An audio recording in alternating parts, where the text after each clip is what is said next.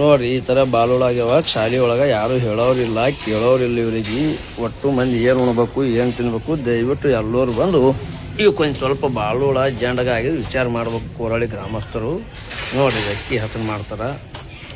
ಈ ಥರ ಅದ ಒಟ್ಟು ನುಸಿನೇ ಅವ. ಮಕ್ಳು ಏನು ಉಣ್ಬೇಕು ಏನು ತಿನ್ಬೇಕು ಇವ್ರು ಹಸನ್ ಮಾಡೋರು ನೋಡ್ರಿ. ಶಾಲೆ ಒಳಗೆ ಬಿಸಿ ಊಟ ಮಾಡೋರು ಅದಾರ. ಅವ್ರಿಗೆ ಬಂದು ಮಾಹಿತಿ ಕೇಳಕತ್ತೀನಿ.